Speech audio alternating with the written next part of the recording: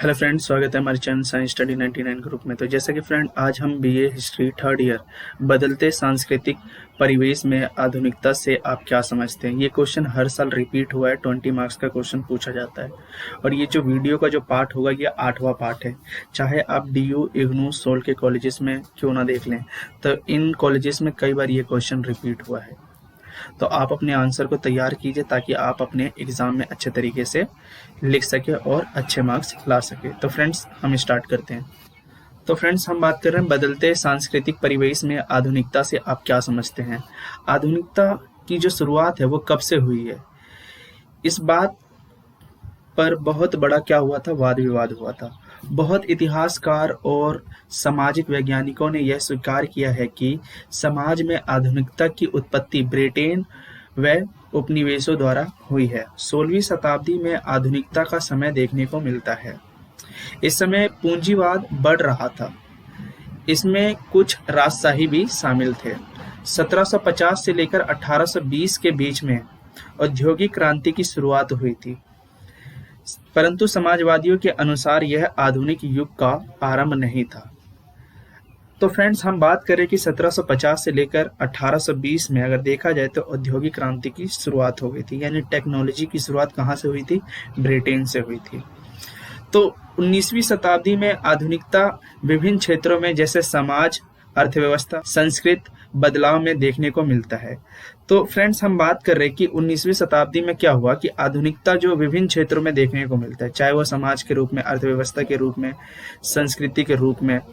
तो 20वीं शताब्दी तक आधुनिकतावाद पूरे विश्व में फैल गया था। तो फ्रेंड्स हम बात कर रहे हैं कि यहाँ पे क्या होता है कि आधुनिकता जो वाद है ना, वो 20वीं शताब्दी तक में पूरे विश्व में ये फैल जाता है। तो फ्रेंड्स आगे हम देखते हैं आधुनिकतावाद की कुछ विशेषताएं हमें पढ़ना है। उत्पादन बड़े पैमाने पर मशीनों द्वारा किया जाता था। जो सामान बनाए जाते थे वो अब मशीनों द्वारा बनाए जाते थे। पहले घंटों में जो मजदूर वर्ग होते थे सामानों को बनाते थे, लेकिन अब चंद मिनटों में मशीनों की सहायता से काम को आसान बना दिया गया, यानी वस्तुओं को बहुत जल्दी से बना लेते थे। व्यवहारिक प्रयोगों के स्वार्थ और तर्क में वृद्धि हो गई थी। राष्ट्र निर्माण में समाज की महत्वपूर्ण भूमिका देखने को मिलती है। अब हम बात करते हैं कि अब कोई निजी कारण नहीं था, बल्कि इससे समय समय पर लोकतंत्र की भी जरूरत थी।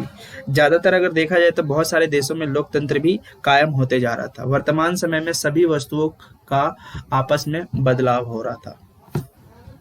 तो ये थे हमारे आधुनिकतावाद की कुछ विशेषताएं। तो फ्रेंड्स अब हम पढ़ते हैं आधुनिकता की प्रक्रियाएं। आर्थिक क्षेत्र में आधुनिकता यूरोप में औद्योगिक क्रांति के पश्चात देशों की उत्पादन क्षमता बढ़ गई थी। यानी हमने अभी जस्ट पढ़ा कि यूरोप में अगर देखा जाए तो औद्योगिक क्रांति की शुरुआत हुई थी यूरोप के देशों में। तो जनसंख्या समृद्ध हो गई थी, पूंजी का और ज्यादा विस्तार हुआ और वैज्ञानिक तकनीकी खोज शुरू करने लगे। धीरे धीरे व्यापार का विस्तारीकरण हुआ, यानी धीरे धीरे जो व्यापार था अनेक देशों में फैलना शुरू हो गया। लोगों की जो धन व उपभोग में काफी हद तक वृद्धि हुई। फलस्वरूप यूरोप में पूंजीवाद का भी जन्म हो चुका था। तो अब हम बात करते धीरे धीरे क्या होता है कि यूरोप के ही देशों में रूढ़िवादी अर्थव्यवस्था में भी बदलाव आ जाता है। सामाजिक आंदोलन ने सामाजिक क्षेत्र में आधुनिकता लाने में महत्वपूर्ण योगदान रहा। हम बात कर रहे हैं कि सामाजिक आंदोलन में अगर देखा जाए तो सामाजिक क्षेत्र में आधुनिकता लाने में किसका महत्वपूर्ण योगदान रहा, सामाजिक आंदोलन का योगदान रहा। यूरोप में मार्टिन लूथर ने चर्च की सत्ता का विरोध कर दिया और भारत में अगर देखा जाए तो राजा राम मोहन राय ने सती प्रथा का विरोध किया। इस प्रकार विभिन्न देशों में विचारकों ने समाज में परिवर्तन लाने के लिए हर बार प्रयास करा। फ्रेंड्स हम बात करें संस्कृति क्षेत्र में, तो आधुनिकता संस्कृति क्षेत्र में आधुनिकता यूरोप में पुनः जागरण के साथ हुआ था। तो यूरोप में क्या हुआ कि पुनः जागरण हुआ और इसके बाद अगर देखा जाए तो यूरोप में जो चर्च की जो सत्ता था उसका अंत कर दिया गया। अब अगर देखा जाए तो धार्मिक राज्य के स्थान पर धर्मनिरपेक्ष राज्य की स्थापना होने लगी थी। तो फ्रेंड्स अब हम बात करते हैं सामरिक क्षेत्र में आधुनिकता। युद्ध की परिस्थितियों में नए प्रकार की rifle, cannon, gun, tank, jet, plane और मिसाइल आदि का विकास हुआ और हथियारों में अणु बम और हाइड्रोजन बम, रासायनिक हथियार, जैविक हथियार जो एक पूरे ग्रह को मिनटों में सफाया कर सकती थी। इनके पास जैविक हथियार भी आ चुके थे। यानी यूरोप के देशों में अगर देखा जाए तो cannon gun, tank, jet plane, मिसाइलें, अणु बम, हाइड्रोजन बम जैसे जैविक हथियार आ चुके थे। यानी ये बताया जाता है कि ये एक ग्रह को चंद मिनटों में ही नस्ते नाबूद कर सकते थे। आधुनिक समाज की पहचान हमें पढ़ना है। तो हम बात करते हैं संचार क्षेत्र में आधुनिकता। संचार के क्षेत्र में व्यापक परिवर्तन हुआ। पत्र और पत्रिकाओं का स्थान इंटरनेट, टीवी, रेडियो ने ले लिया था। यातायात क्षेत्र में भी अगर देखा जाए तो व्यापक बदलाव आ गया था। अब एक देश से दूसरे देश में यात्रा करना चंद मिनटों में संभव हो गया, यानी बहुत ज्यादा आसान हो गया। अब हम बात करते हैं चिकित्सा क्षेत्र में आधुनिकता। चिकित्सा क्षेत्र में बड़ी तेजी से बदलाव आए तथा स्वास्थ्य के साधनों में काफी हद तक सुधार हुआ। इसके कारण मृत्यु दर में कमी आ गई। जटिल बीमारियों को रोकने में सफलता मिल रही थी। तो फ्रेंड्स, अब हम बात करते हैं आधुनिकता की आलोचना।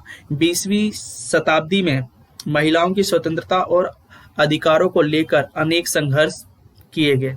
यूरोप के देशों में महिलाओं की स्थिति व्यापक रूप से उसमें बदलाव आया, परंतु विकासशील देशों में समाज में महिलाओं की स्थिति आज भी देखने को मिल सकती है, दयनीय है।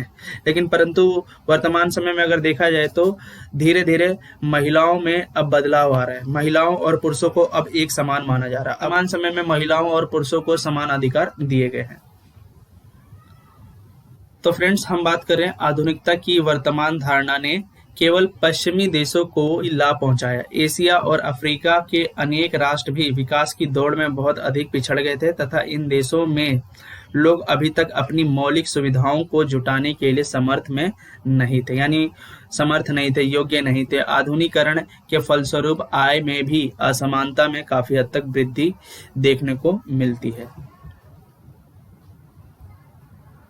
तो फ्रेंड्स, अब हम बात करते हैं निष्कर्ष। आधुनिक एक सरल शब्द है जिसका अर्थ है मानव के जीवन में विकल्पों का बढ़ना। 15वीं सदी तक देखा जाए तो आधुनिकता का समय था और बहुत ही घटनाओं के कारण पश्चिमी दुनिया में बड़े बड़े बदलाव आए। समुद्री यात्रा, कोलंबस और वास्को डिगामा ने अनेक राष्ट्रों की खोज की।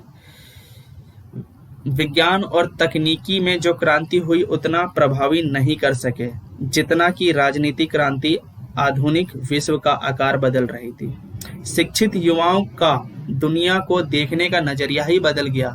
तकनीकी आधुनिकता की सबसे बड़ी सफलता रही कि यांत्रिक और वैज्ञानिकों की खोजों ने मानवीय स्वास्थ्य व समाज के सभी पक्षों को बदलकर रख दिया।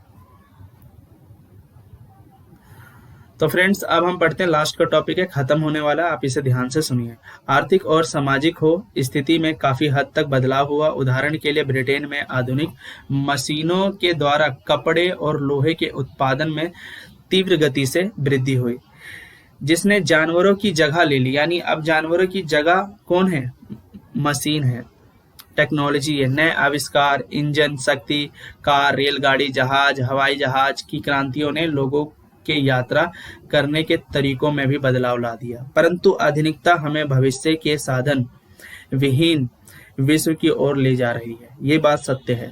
तो फ्रेंड्स, जैसा कि हमने अभी अपना एक टॉपिक पढ़ा जो कि बहुत ही अच्छा टॉपिक था, तो आप अपने नोटबुक में इसे लिखिए ताकि एग्जाम में आप अच्छे तरीके से परफॉर्मेंस कर सके। तो फ्रेंड्स, अभी तक आप लोगों ने हमारे चैनल को सब्सक्राइब नहीं करा तो सब्सक्राइब कीजिए, लाइक, कमेंट और शेयर भी कीजिए ताकि बहुत सारे लोगों तक ये वीडियो पहुंच सके। तो फ्रेंड्स, हम नेक्स्ट वीडियो में मिलते हैं।